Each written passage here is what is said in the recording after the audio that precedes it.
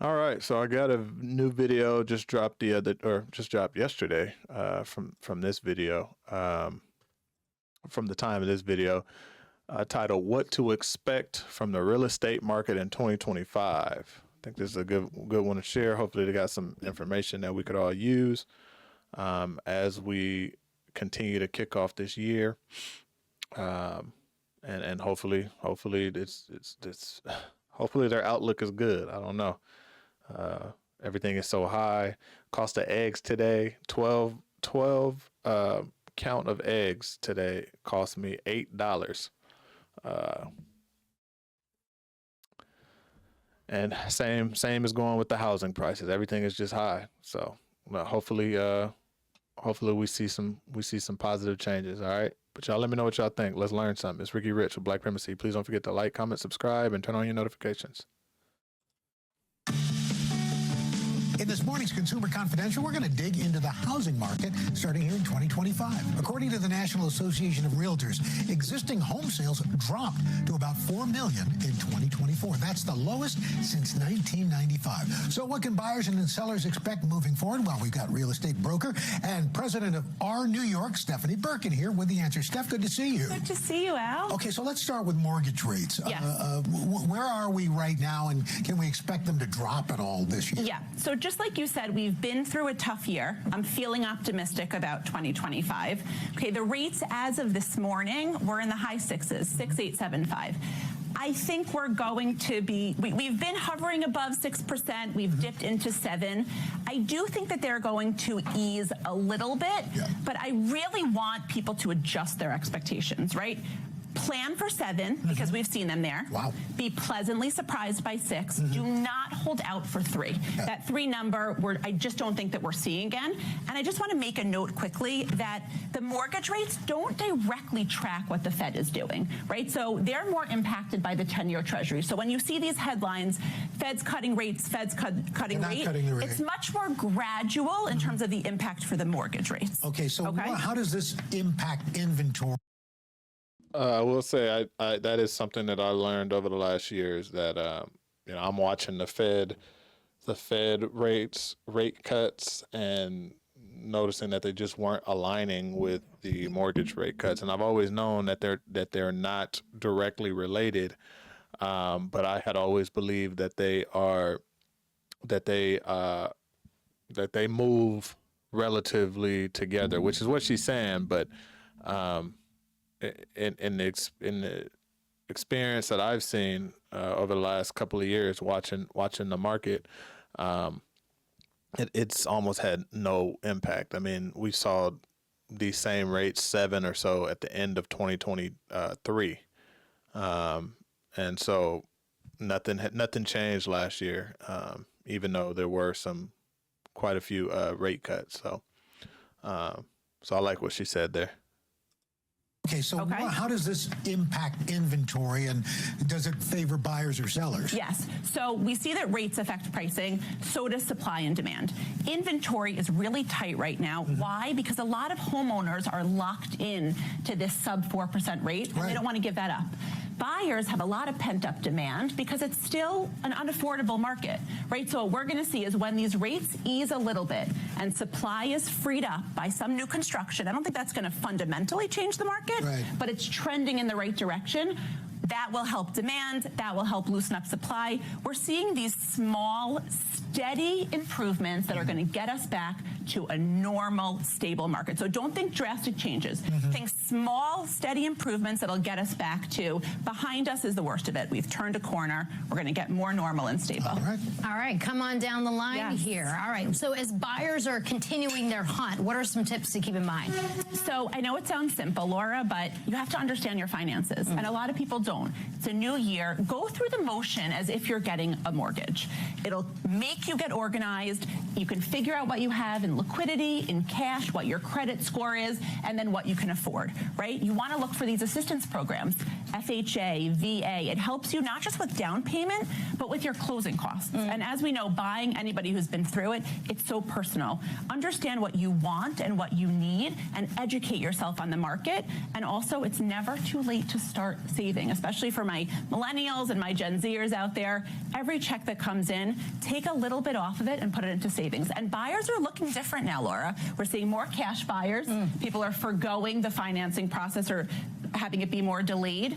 The median age is 38 now. People are waiting a little bit longer. Yeah. We're seeing more female single buyers. It's outpacing the men buyers, and warm up the process to stand out. It's personal, right? They're two humans, so warm it up to stand out as a buyer. Okay. Now, what about for sellers? Any best advice there? So for sellers, the best time to list is end of February, beginning of March, Why right is that? before the right before the spring market. It's right before the weather gets nice. So prepare your property now.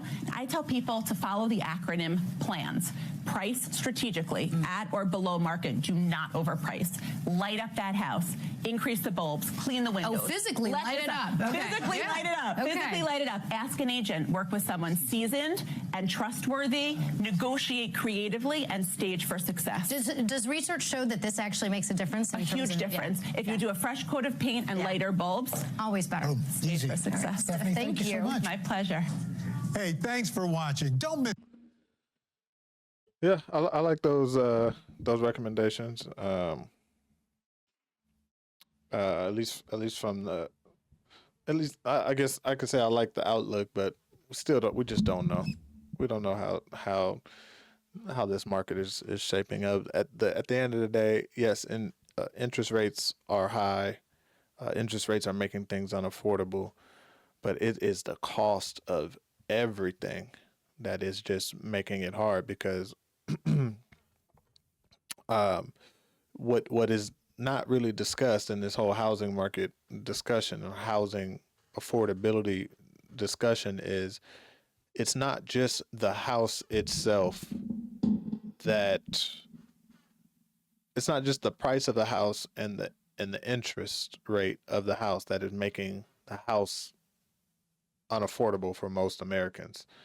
It's the cost of food, the cost of gas, the cost of clothing, the cost of travel, just all of these outside costs that are also rising and that are also at an all-time high, that make it unaffordable. It's the cost of rent. You know what I mean? All of these things are making, alongside of high interest rates and high sales prices on the home, that are making it so tough for people to even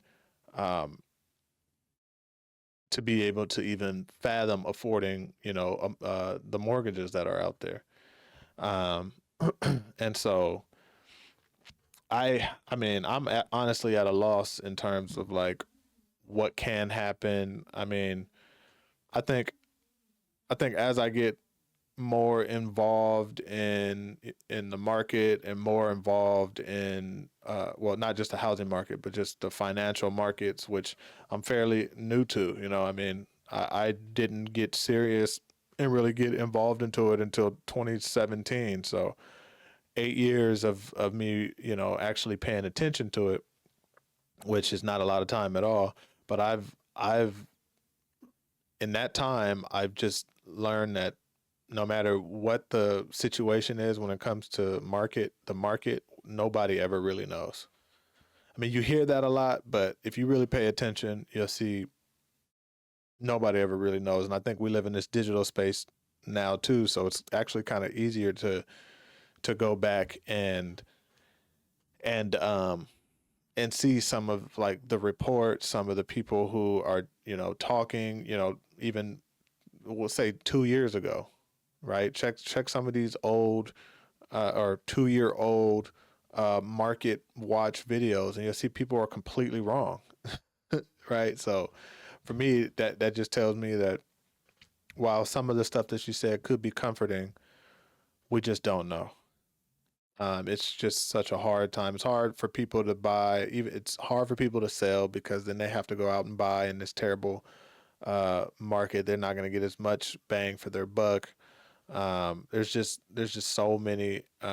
Everything is just so compounded on top of each other, and I'm not one to hope for a crash or expect a crash or be waiting on a crash, but I can't see how we're not in a bubble right now. How this economy is, how people can say this economy is not unstable. I can't see that. I can't see how people can honestly say that. It could just be, I mean, the fact that I'm living in LA, one of the expensive areas in the country, but one of the most expensive areas in the country. That could be it. And so maybe my overall thoughts and the way that I'm seeing things is tainted by that. But I mean, it's like everywhere I go, it seems to be the same. I was just in South Carolina a few months ago, and while things were more affordable for me, coming from LA, the environment out there was still of people like it wasn't like it's people still seem to have the same energy around, like, I don't want to say struggle, but just like things are just unstable for everyone still, even in some of these more affordable areas.